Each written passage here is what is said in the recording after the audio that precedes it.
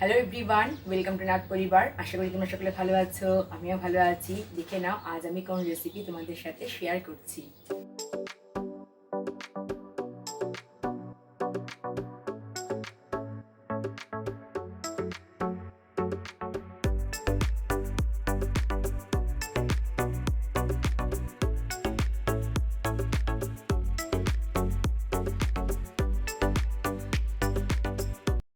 আজ আমি তোমাদের সাথে শেয়ার করছি আলু বেগুন দিয়ে নিরামিষ লাউ ডোগার চচ্চড়ি। দুর্দান্ত খেতে, গরমের দিনে কিংবা শীতের দিনে সব দিনেই কিন্তু ভালো লাগে এই রান্নাটা। ইচ্ছে করলে তোমরা ভাতের সাথেও খেতে পারো কিংবা খেতে পারো রুটির সাথে, আবার শুধু শুধু খালি মুখে খেতেও কিন্তু খুব ভালো লাগে। তাহলে তোমরা দেখে নাও কিভাবে আমি রান্না করেছি নিরামিষ এই লাউ ডোগার চচ্চড়ি। এখানে এক আটি লাউ শাক রয়েছে। ফার্স্টে লাউ শাকটা আমি কেটে নেব। লাউ ডোগা কেটে ধোয়া হয়ে গেছে। যে পাতাগুলো একটু খারাপ ছিল সেগুলো বাদ দিয়ে দিয়েছি আর কচি পাতাগুলো কেটে নিয়েছি। যেহেতু শাকের মধ্যে নানা রকমের জীবাণু থাকে, আমি করি কি বলতো, একটু গরম জল করে ধুয়ে নিই। একটা বাটিতে গরম জল বসিয়ে দিয়েছি, একটু নুন দিয়ে দেব। নুনটা জাস্ট জলের মধ্যে একটু মিক্সড আপ করে নেব। খুব বেশি গরম করার দরকার নেই, সামান্য গরম হলেই চলবে। দেখতেই পাচ্ছ ঈষদুষ্ণ গরম জল। এবার এই জলটা দিয়ে আমি ধোয়া পাতায় কিন্তু আবার ধুয়ে নেব। খুব বেশি সময় রাখবে না, যে অল্প একটু সময়, 1 মিনিট মতো রাখলেই যে সমস্ত জীবাণু থাকবে সব কিন্তু মরে যাবে। তো এইভাবে যদি তোমরা রান্না করো তাহলে রান্নাটা কিন্তু অনেকটা হেলদি হয়। এবার ভালো করে ধুয়ে নিয়ে আমি একটা ছাঁকনির মধ্যে রেখে দেব। শাকটা গরম জল থেকে তুলে একটা ছাঁকনির মধ্যে রেখে দিয়েছি। আর দেখো, শাকের মধ্যে দেওয়ার জন্য নিয়ে নিয়েছি কয়েক টুকরো বেগুন, একটু আলু আমি স্কোয়ার শেপ করে কেটে নিয়েছি। রয়েছে কড়াইশুঁটি, যেহেতু শীতকালে রান্না করছি তাই যেহেতু প্রচুর পরিমাণে কড়াইশুঁটির সময় পাওয়া যায়, তবে এটা সম্পূর্ণই অপশনাল, ইচ্ছে করলে তোমরা দিতে পারো, নাও দিতে পারো। আর রয়েছে 4টে কাঁচা লঙ্কা। ঝালটা তোমরা দেবে নিজেদের টেস্ট অনুযায়ী। কড়াই বসিয়ে দিয়েছি আর কড়াইতে আমি দিয়ে দেবো সর্ষের তেল। লাউ শাক রান্না করতে কিন্তু বেশি তেল লাগে না, কারণ শাকের থেকেই কিন্তু দেখা যায় যে তেল বেরোয়।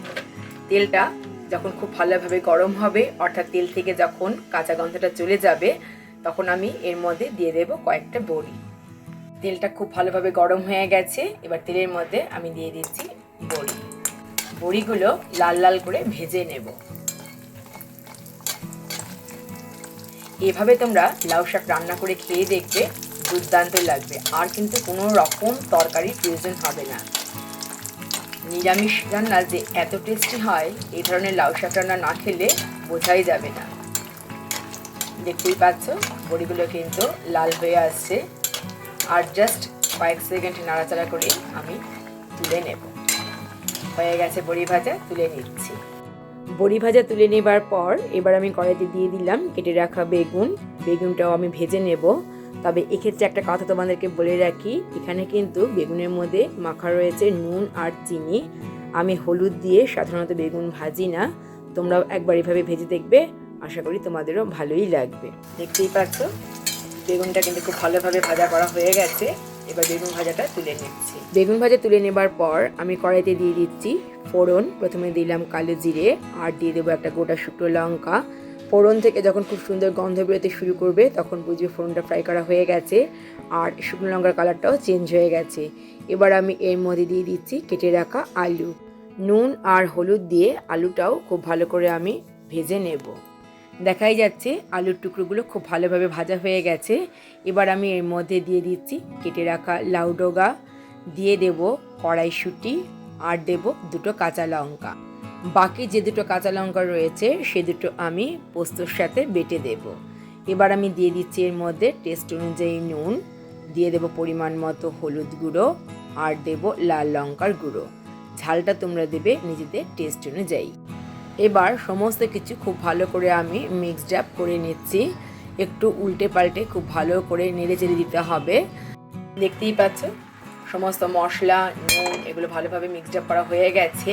এবার এটা আমি ঢেকে রাখবো 10 মিনিটের জন্য। তবে মাঝে মাঝে ঢাকা খুলে একটু নেড়ে দিতে হবে, কারণ জল যেহেতু দিইনি, না নেড়ে দিই তাহলে কিন্তু অনেক সময় হয় কি বলতো, কড়াইতে ধরে যেতে পারে।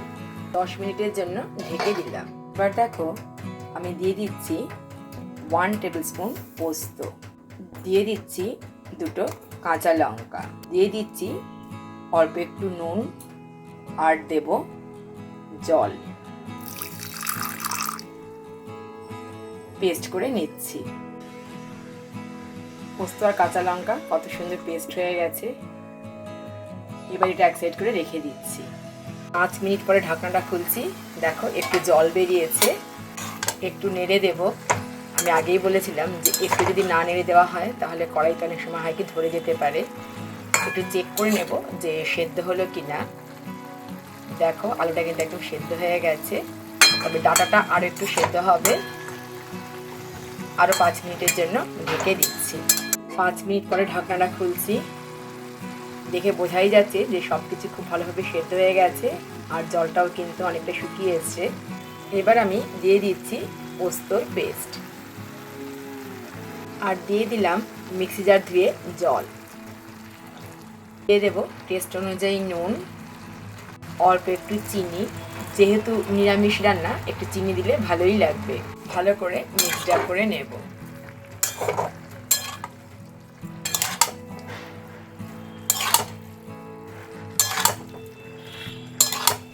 পোস্তর এত সুন্দর গন্ধ আসছে কি বলবো।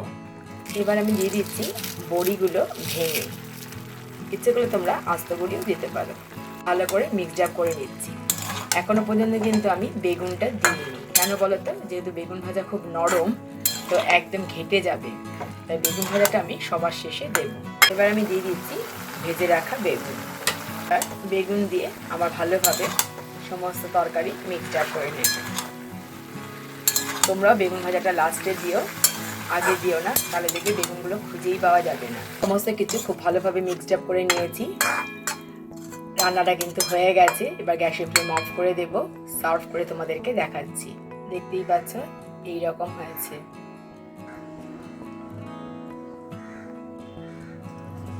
তৈরি হয়ে গেল আলু বেগুন দিয়ে নিরামিষ লাউ ডগার চচ্চড়ি। ভিডিওটা প্রথম থেকে শেষ পর্যন্ত দেখার জন্য অসংখ্য ধন্যবাদ। আশা করি আজকের ভিডিওটা সকলেরই ভালো লেগেছে। তাহলে আজ এই পর্যন্তই। দেখা হবে তোমাদের সাথে আবার নেক্সট ভিডিওতে। ততক্ষণ পর্যন্ত তোমরা সকলে ভালো থেকো। টাটা।